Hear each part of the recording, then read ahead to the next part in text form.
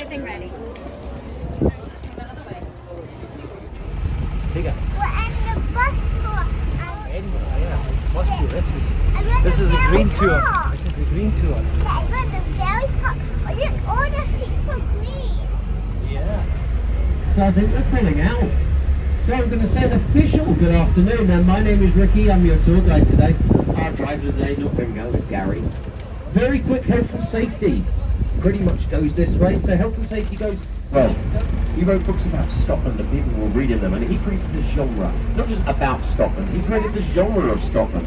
So think the magic and the myths and the mysteries and the wild Celtic heroes. Think Outlander. We're still doing it to this day. That's the man who created that genre.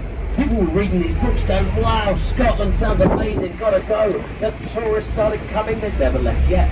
It's still our third biggest industry here in Edinburgh to this day. That's the man who put us on the map. The godfather, if you will, the grandfather of all tour guides. In fact, he was a tour guide. He was the first tour guide in Edinburgh. Personal guide to King George IV when he came here in 1822. Now, when Sir Walter Scott died, we had a competition for someone to build a suitable monument to our greatest writer. The man who won the competition was a man nobody had ever heard of. Because he cheated to win the competition. When they caught him cheating, they didn't kick him out. For 4 years, everyone said, nobody's going to make a mess of it. He ignored everybody, called him a masterpiece. It just goes to show if you're going to have a name like George Meikle, you've got to have faith. Very worst joke in Edinburgh, there you go. Up there on the left, of course, the money shot of Edinburgh's Edinburgh Castle.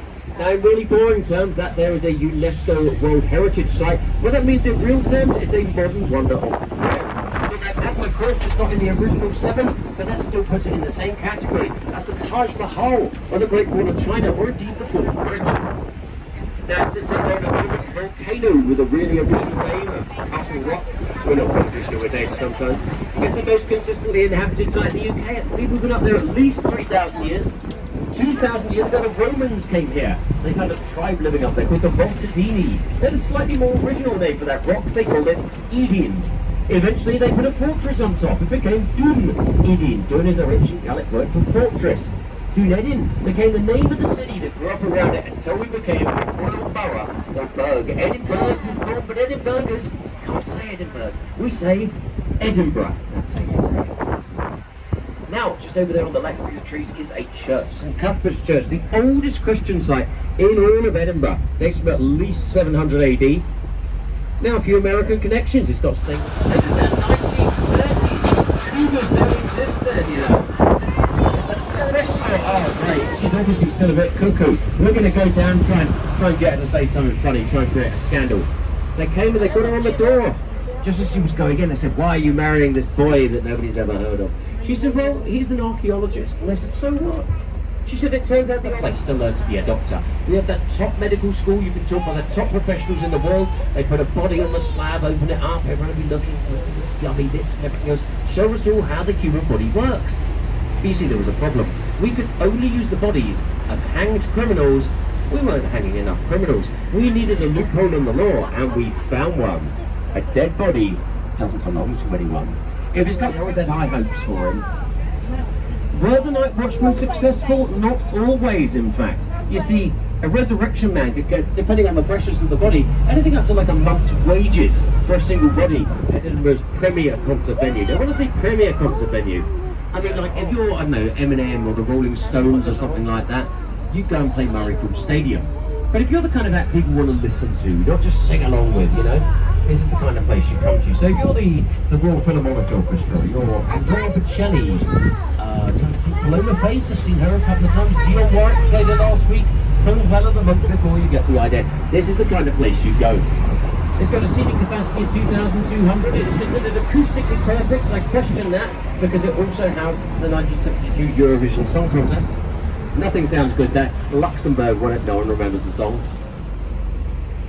Now the USHER Hall is 108 years old. It was given to the city of Edinburgh out of a huge pot of money donated to the city by the whiskey giant Andrew Usher, the man who invented blended whiskey. Think back to Johnny Walker's, the world's most famous blended whiskey.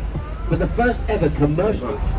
Now that we're coming up round the back, here I go again, round the back of a basin. In fact, you're looking at there, I suppose the Denmark volcano, that came out the earth 700 million years ago. Hasn't erupted for about 350 million years, so we're pretty safe. You can see up to the left, A building, sort of Georgian period. We took an 1800 to 1830s, and up there to the right, a much older, more original part. Of course, I say more original. The original was made out of wood right up until 1314. A man called Thomas Randolph, nephew of King Robert the Bruce, clambered up those rocks in the middle of the night, took the castle back from the English, and he found out Uncle Robert the Bruce did not want to hold on to a castle. He was fighting a guerrilla war. Robert the Bruce had it burnt down to the ground instead. We've had to rebuild it since then. An older name for that place, going back 3,000 years. The Castle of the Maidens. The first person ever recorded living up there. 989 BC, a chieftain called a Blanky. Castle of the Maidens. Why? Well, he lived up there with his 21 wives, the poor man. I've had two, I don't even keep them in the same country, let alone the same rock. 21 wives, 20 sons and 30 daughters. Maidens didn't just mean women, it meant virgins. He made all 30 of his daughters remain virgins the rest of their lives. That man in Branky essentially kick-started the dads against daughters dating movement. Now we're coming along the line of the castle esplanade. You will see it got that massive, great big metal structure there. Now the esplanade is where we house the Edinburgh military tattoo with the marching bands and the bagpipes. There's infernal fireworks stuff every night in the month of August, terrifying my dogs. The metal structure, the grandstand, that's, I want to say temporary. It's probably up for about a third of the year. It's that big. And they put it up, they start building that about halfway through May. Then they have a few concerts. The first one last night was Deacon Blue. Then they had the tattoo, a few more concerts on the other side, then they take it down again. Now this is the stop for the castle. Is anyone getting off at the castle? Anyone getting off? You waving me? But please do retain your seats, because this is tourist suicide central. Tourists will just stand in the middle of the road here trying to get run over. People fall in love with this city. They want to become part of the fabric of it, even if that only means being squished into the cobblestones. So parking up around here. While we're coming up here, see that golden eagle? Looks more like a parrot to me, but the golden eagle carrying a rat there on the left. That building, Gladstone's Land, the oldest original fascia building still in the old town, dates from at least 1500. That literally is the only building that looks exactly the same way it always did. Now, is anyone at the top getting off, or are you still going round? I'm happy that you're going round. That's kind of nice. Normally I never do this. I'm actually going to take a swig of something, I think. It's very hot up there.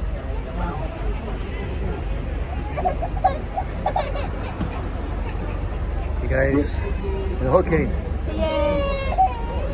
Just turning onto George IV Bridge, trying to run over a crazy tourist. George IV Bridge, by the way, this was built to commemorate the visit of George IV to Edinburgh in 1822. He'd read the book Rob Roy by Walter Scott. He was in love with this idea of the Highlands. He's the man who brought back the kilt after 75 years of being banned after the Jacobite revolt. The problem is, nobody has seen, worn or made a kilt for 3/4 of a century. We came up with our best guess. We did a black and white sketch, sent it off to an Italian guy to make it. He had no idea what he was doing. By the way, look down on the bridge. It was posterior. Very high indeed. So we sent it off to an Italian tailor to make it. We had no idea what we're doing. King George IV did turn up here in Edinburgh in 1822, bringing back the kilt, making it legal again. Unfortunately, the first attempt was a bit of a faux pas. He actually came here to Edinburgh in 1822 wearing a very, very short mini skirt. If you see King George IV's statue on George Street, look up, he's got a leg sticking out from his robes. He's still wearing that mini skirt to this day. Now the red place on the right, the Elephant House Cafe, known as the birthplace of Harry Potter. No, it isn't. I mean, look, she did write a couple of chapters of the first book in there, but it isn't. They just trademarked the name. It was a terrible cafe. She used to go there, she'd go around Greyfriars getting a few names for her books, but they were due to close. It was that bad. And she said, look, we've got a publisher for this first book. Millions in one shot. If it goes big, maybe you can start giving some of it here or something. Of course, it's Harry Potter. It went massive. They had a fortune selling wizard tat to the tourists. But here's a bit of history. Why is it called the Elephant House? Let's go back to the year 1705, where that place is a bakery, and above it there's a Dutchman called Abraham Sievers with his pet elephant. Now, if a Dutchman with a pet elephant living above a bakery sounds weird, we also have a story here in Edinburgh about a flute-playing orangutan. So actually that's pretty mundane and believable. But this is true. So, we've all seen elephants at the zoo. They do these massive, great big peas and poos. It was seeping through the floorboards into the baker's stock. The ceiling was starting to sag. It was horrible. The baker had had enough. He went round to the local council. He complained, get rid of this bloody Dutchman and his elephant. And they did. They came round to evict Abraham Sievers. And he thought maybe they'll see him a nice guy. Maybe they'll have a nice day. He said, hey, welcome in, you know, have a cup of tea. What do you think of the weather we're having? How's the wife? They weren't buying it for a minute. They sat him down and said, these are mortal words. Mr. Severs, we have to talk about the elephant in the room. That's where the saying comes from. Now then, those who've been listening from the start will have heard, and those who just joined us are about to hear, how the resurrection men would come and steal dead bodies out the graves in the middle of the night and sell them to the medical schools. Those medical schools would only use the bodies of hanged criminals, and we weren't hanging enough. I tell you this again because this building on the left is that medical school. This is the archgate where you roll your truck barrel with the dead body in, and who will also give you hard cash on the door. Now, from 1750 to 1800, 84% of the doctors in the whole UK went to that. Charles Darwin went there. So did Arthur Conan Doyle. In fact, he based Sherlock Holmes on one of his lecturers, Professor Joseph Bell. You could see a body on the slab, and he could tell you where they lived and what they did as a job and everything about it. Now, we have quite a few inspirations for Hogwarts, but this is J.K. Rowling said so. It's a school, George Heriot School, her children went there. The Four Towers first gave her the idea of the four houses of Hogwarts. And George Heriot, known as Jingling Geordie, always had money in his pocket. He was the banker and financier to King James VI of Scotland, left their school to the fatherless boys, the orphans of the city of Edinburgh. Now keep looking to your right, there's a little lane down there. That there is not the city walls as was, but Telford Wall, a slight extension to the main wall, the front wall. The last bastion and gateway of the original walls of Edinburgh are just on the road there. William Burke and William Hare are two Irish immigrants who came here to dig the Union Canal. They also ran a guest house down there on Taylor's Close. One day, one of their guests died. Natural causes, but he hadn't paid his bill. They got body, no money, brainwave, took that body up to the medical school. He hadn't even dead an hour, they got 3 months' wages for it. They thought this is better than digging a canal. As new people started to come into the guest house, they would ask him, are you travelling alone, are you? Do you want to know you're here? How do you want to miss you? Should you stop living? And if he said, no, just me, I'm lonesome, they go, oh, good, well, come have a drink with us, we're a sociable couple. Or they could drink, they were alcoholics. They get you so drunk you pass out, they suffocate you to death, leave no marks on the body, take you to the medical school. In 10 months they got 16 people this way, but the 16th and final victim was a little old lady, little old Irish lady, who could drink more than both of them combined. She drank them out of house and home, they were paralytic. They botched the job and then old lady's head, and they were heard, of course. They managed to kill her, but the police came round in time. What happened? William Hare got away with it, William Burke did not. He was sent to the scaffold as a hanged criminal. He ended up on the dissection slab. Karma got him back. Now, are we doing a stop here at Grassmarket? I believe so. Sorry, Gary, I was finishing my story. Now, if anyone is getting off to have beer in the sun, I hate you. Okay, I just want you to know that. You're not going off for a beer in the sun, are you? That's good. I see I like you now. A dad at the hangings was brilliant. Everyone loved it. So, give me a second. That flashing blue cross. So, if you were the condemned man or woman, you would go into this pub coming up in the minute on the left, the last drop. You could order what you wanted. Drink was on the house, but once you'd had your last drop, you were going for your last drop. And of course, the famous Grassmarket story. Gonna wait till this gentleman comes up, because I'm so nice I don't want you to turn up halfway through the fun story. That'd be rubbish. So, another pub coming up on the left, is a pub called Maggie Dixon's. Now, Maggie Dixon was a young lady who was hanged here in Edinburgh Grassmarket in 1732 for the heinous crime of concealing a pregnancy. You're gonna say, no way. Yes, the Concealment of Pregnancy Act 1690. Now, it was technically a law to stop maybe unmarried mothers from murdering their children. But you see, it went a little bit far. For instance, if the baby was stillborn, that was still you, you were guilty for it, but only if you concealed that pregnancy. So why had Maggie Dixon done it? Well, Margaret Dixon was a very young lady from a place called Musselburgh, just outside Edinburgh. She was married quite young, and then her husband ran off to sea. A lady could not divorce her husband, only the husband could divorce his wife. He's run off to sea, she didn't know where he was. Maggie Dixon couldn't get divorced, and of course she couldn't get remarried. As an unmarriable woman, she was pretty much useless. What did she do? She got a job working in an inn, you know, changing beds and covers and sheets and things like that. And she fell in love with the boss's son. Sooner or later, Maggie Dixon was pregnant, and she decided to conceal that pregnancy so as not to bring a stain on the son. Of course, she was technically still a married woman. Now, Maggie Dixon's baby was born prematurely, only lasted about a day.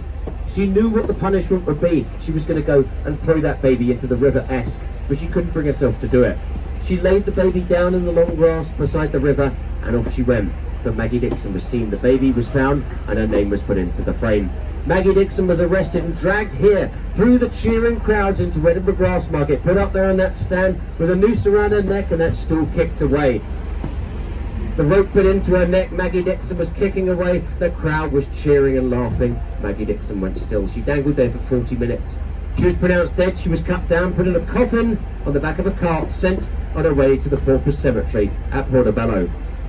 Now the little old boy is riding that cart up the road and suddenly in the back of that cart he hears a noise.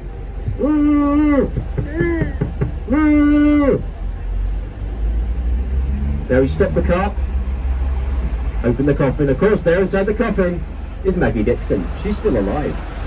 She sits up and her first words she said to him, "Am I in heaven?" He said, "No, you're in Portobello."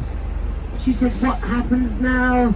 He says, "You're going back to the Grassmarket." He turned the cart around and literally rode back. Maggie Dixon, too absolutely stunned to make a run for it, was sat next to him, wide-eyed, riding towards her second execution that day. They came here into Grassmarket. That crowd went wild. She gets to hang again. This is brilliant. Give me a sandwich, Mum. Don't want to miss this. Suddenly, as the crowd is all cheering, the noose is put around her neck, kick that stool away again, a man shouts, "Stop!" A local lawyer pushes his way through the crowd holding a piece of paper above his head. It's Maggie Dixon's original death certificate. He had only just passed the bar, he'd never won a case in his life, and now he stood there and argued against every single lawyer and judge in town for several hours with poor Maggie still up there with a noose around her neck. He argued that Maggie Dixon was already legally dead. She had served her sentence, she could not hang again, and he won. Maggie Dixon was taken down again. It was the start of the double jeopardy law here in the UK. She lived another 40 years. In fact, she got married again because, of course, she's dead. She's divorced. She got married again. She had 3 more children. I bet she declared those ones this time. She was known forevermore as Half-Hangit Maggie, a very affluent woman because dead people don't pay tax either. And she used to stand here on the scaffold. That's her pub. And here's where she was hanged, the little stone circle. She used to stand there on the scaffold next to people about to be executed, saying it's not so bad. I've been up here twice myself. Very famous local lady. Now we are coming up to a little area that once upon a time was called Little Italy. This was where the Italian community was here. And we're coming along the side of Greyfriars Kirkyard. Now Greyfriars isn't that big. The Italians have a name for it, the human lasagna. In layer after layer, 500 million bodies lay underneath that car park. And it is so Edinburgh, it's just us. Now we're turning down Royal Mile. Why is it called Royal Mile? Well, it's got a royal palace at the top, Edinburgh Castle, Royal Palace at the bottom, Palace of Holyrood. How long is Royal Mile? I'm not insulting your intelligence. It's an old Scottish mile, a mile and an eighth, 1.125 miles. There's a stop at the bottom for John Knox's house, and that pretty much puts you right in the middle of Royal Mile. It's good to walk up and down with some obstacles.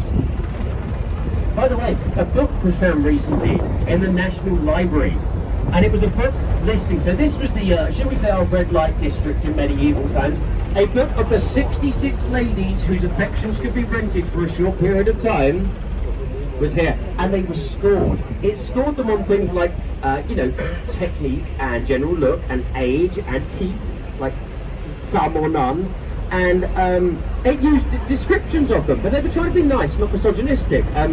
Plays a delightful pair of kettle drums, and my particular favourite, of course, understands perfectly the use of the word friction.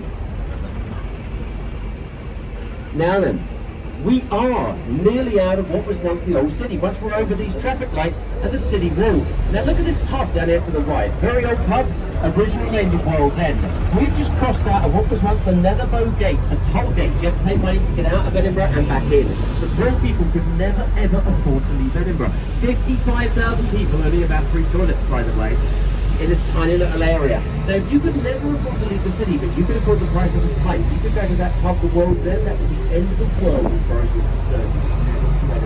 The city's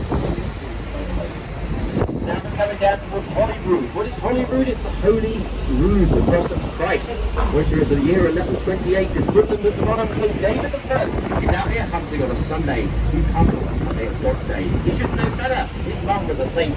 Suddenly a giant stag came out to a clear and terrified his horse.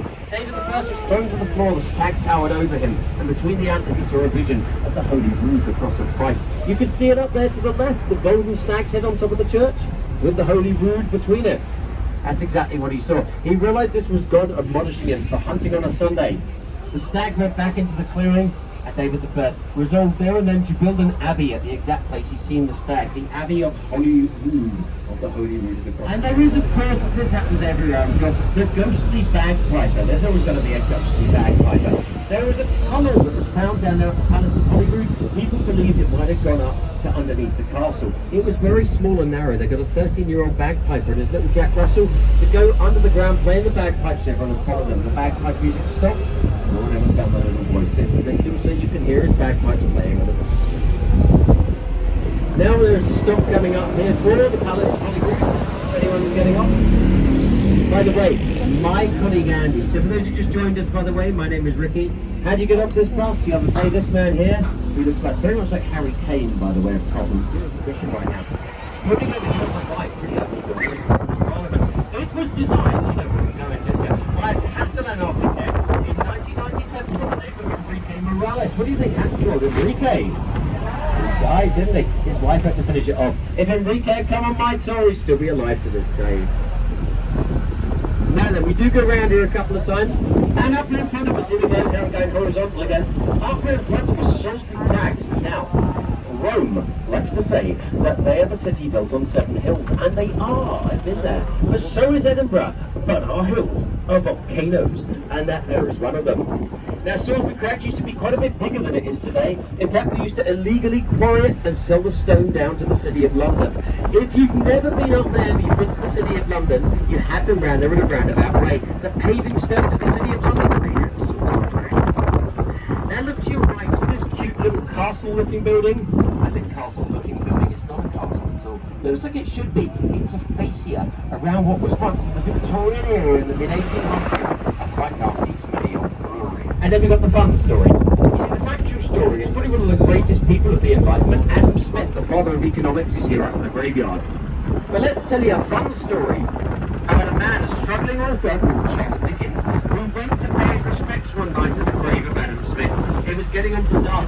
Dickens was nearly bankrupt. His previous book, Martin Chuzzlewit, had absolutely flopped. Suddenly, there in the dark, he saw him. There's Adam Smith, went towards his grave, tripped over. Who have I tripped over in the dark? What's the name of that grave? Ebenezer Scroggy, little man. That's important. That's not what he read in the dark. He read Ebenezer Scrooge, a mean man, in Christmas Carol Street in an Edinburgh graveyard. Now, talking of graveyards, this building over here on the left, so it's now government offices in the Art Deco style, but there's still 10 bodies buried underneath the car park. This used to be the old Carlton jail. This was not a good place to be sent. Very bad. Now, remember I told you about Burke and Hare?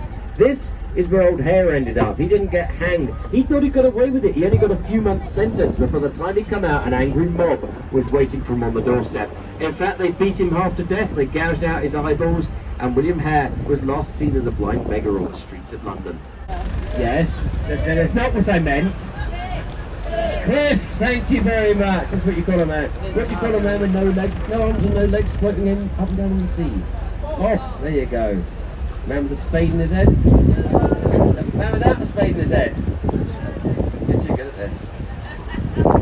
Liam Gallagher, there's a big clock on there, runs 3 minutes faster, so you don't miss your train from Waverley. It's only right 4 hours of the year, 8 PM on December 31st, hopefully. They just put it back to the right time.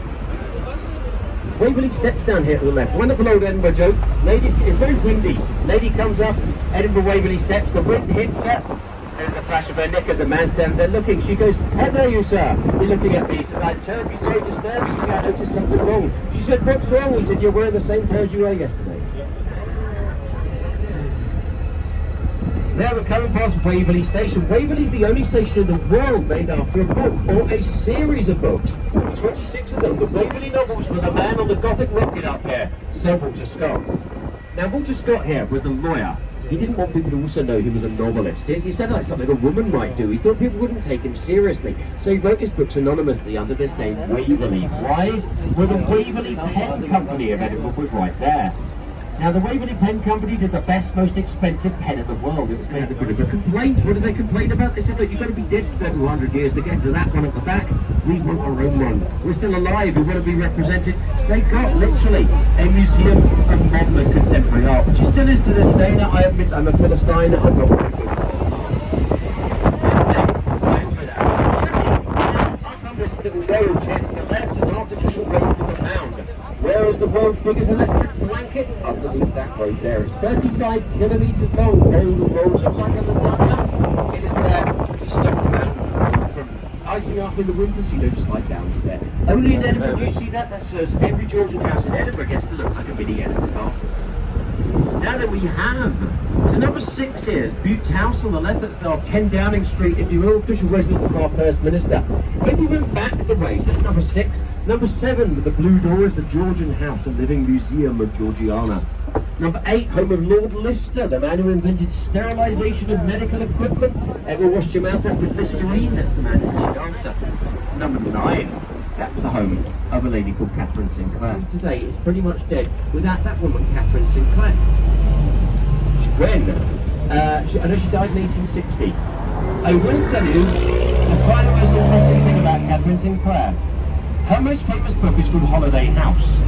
No children's book has ever, in the United States of America, sold more copies to this day than Holiday House by Catherine Sinclair. Thank you, boss. Good boss. Bye.